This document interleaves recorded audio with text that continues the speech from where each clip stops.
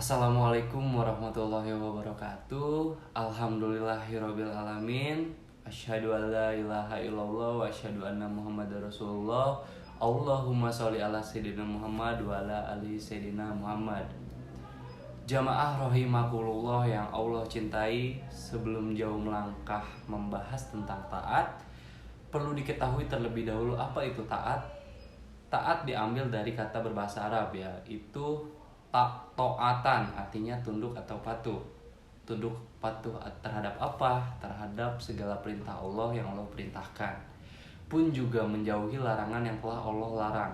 Jamaah rahimakumullah, apakah taat itu selalu tentang taat kepada Allah Subhanahu wa taala? Tentu tidak. Di samping kita taat kepada Allah, kita juga harus taat kepada Rasul Allah dan juga ulil amri. Allah berfirman dalam surat An-Nisa ayat 59 yang artinya, wahai orang-orang yang beriman, taatilah Allah dan taatilah Rasul dan ulil amri di antara kamu. Kemudian jika kamu berbeda pendapat tentang sesuatu, maka kembalikanlah kepada Allah dan Rasul.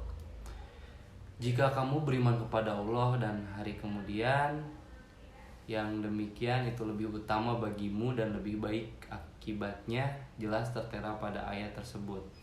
Terdapat fil amri atau perintah taatilah. Kata taatilah pada ayat tersebut merujuk kepada Allah, Rasul, dan ulil amri. Tentu sudah menjadi hal yang umum diketahui bagi mukminin bahwa kita harus taat kepada Allah, juga harus taat kepada Rasulnya. Lantas apa arti taat kepada ulil amri dan apa ulil amri itu? Ulil amri adalah seorang pemimpin atau yang memegang kekuasaan di Indonesia.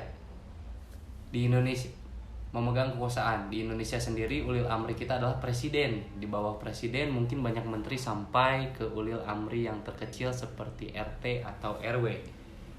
Dijelaskan juga pada hadis yang berisi Rasulullah SAW bersabda, barang siapa yang taat kepadaku maka ia taat kepada Allah, dan barang siapa yang menentangku maka ia menentang kepada Allah, dan barang siapa yang taat kepada ulil amri maka ia taat kepadaku, dan barang siapa yang menentang ulil amri maka ia menentangku. Hadis riwayat Bukhari. Rasulullah dengan sangat jelas bersabda bahwasanya kita taat terhadap ulil amri kita, maka artinya kita juga taat kepada Rasulullah. Mengapa demikian? Terus kenapa sebegitu pentingnya kita harus taat kepada ulil amri? Sampai Allah menjadikan ayat dalam Al-Quran juga, Nabi Muhammad bersabda demikian. Hadirin yang dimuliakan oleh Allah Subhanahu wa taala, pentingnya ada ulil amri adalah agar kita hidup bermasyarakat. Adanya yang memimpin adalah kebutuhan agar ada yang membina dan mengendalikan kehidupan masyarakat. Bayangkan jika tidak ada pemimpin di tengah-tengah kehidupan bermasyarakat, tentu semua orang bertindak semaunya. Mereka dirasa tidak ada yang harus ditaati. Tentu akan kacau kehidupan di masyarakat jika tidak adanya ulil amri. Dan alhamdulillahnya kita tinggal di Indonesia yang mana mayoritas masyarakat menganut agama Islam. Maka dari itu insya Allah pemimpin kita pun memimpin berlandaskan kepada Al-Quran dan As-Sunnah. Lantas bagaimana jadinya jika kita diperintahkan untuk melakukan hal yang batil? Dalam Quran surat An-Nisa ayat 59 yang tadi saya jelaskan, di sana tertera jelas bahwa jika berbeda pendapat terhadap sesuatu maka kembalikan kepada Allah dan Rasulnya. Contoh kasus adalah seperti pada tahun kemarin saat adanya berita bahwa di Indonesia LGBT akan dilegalkan. Tentu hal tersebut sangat amat bertentangan dengan Al-Quran dan As-Sunnah. Coba sebutkan ayat mana dan hadis mana yang memperbolehkan kita berperilaku LGBT.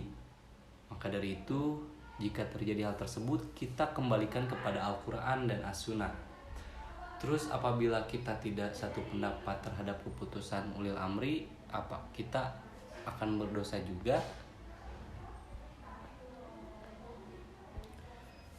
Dari Ibnu Umar radhiyallahu an berkata, Rasulullah bersabda, mendengar dan taat adalah hak bagi setiap muslim, baik yang ia sukai maupun tidak. Selagi tidak diperintahkan berbuat maksiat, apabila diperintahkan berbuat maksiat, maka janganlah mendekat, dan janganlah taat. Hadis riwayat Bukhari. Rasulullah bersabda pada hadis tersebut bahwasanya kita wajib mendengar dan taat terhadap semua perintah, baik itu yang kita sukai maupun yang kita tidak sukai, selagi tidak diperintahkan untuk berbuat maksiat. Ada aturan bahwa kita harus menggunakan helm ketika sedang berkendara, padahal kita tidak nyaman menggunakan helm ketika berkendara. Suka atau tidak suka, nyaman atau tidak nyaman, kita harus mentaati peraturan tersebut. Pun aturan tersebut dibuat karena atas dasar keselamatan terhadap diri kita sendiri, bukan perbuatan yang batil. Rasulullah melanjutkan, apabila diperintahkan berbuat maksiat, maka jangan mendengar dan jangan taat. Misalkan suatu saat ada aturan di daerah kita bahwa setiap orang harus mencuri harta orang kaya agar bisa dibagikan terhadap orang yang membutuhkan. Perbuatan mencuri itu termaksud maksiat. Meskipun tujuannya bagus, tetap saja perbuatan tersebut haram untuk dilakukan. Lalu apa yang harus kita lakukan, jamaah rahimakumullah? Cukup dengan kita tidak usah mendengar dan mentaati peraturan tersebut. Nanti takutnya kita dihukum penjara atau bahkan dihukum mati karena dianggap kita tidak patuh terhadap perintah pemimpin kita. Jika hal tersebut terjadi, maka sungguhnya Allah melaknat pemimpin tersebut. Juga kita dipenjara hanya di dunia. Insya Allah surga menanti kita di akhirat. Dan insya Allah jika kita mati karena melawan kebatilan, kita mati dalam keadaan syahid. Amin. Karena telah memegang teguh perilaku yang telah Allah dan Rasulullah perintahkan. Hadirin rahimakumullah, sampailah kita di penghujung waktu. Afwan bila terdapat kata-kata dari saya pribadi yang menyinggung, dan jika pernyataan yang saya sampaikan berlawanan dengan hadirin, saya mohon maaf sebesar-besarnya. Sekian, wassalamualaikum warahmatullahi wabarakatuh.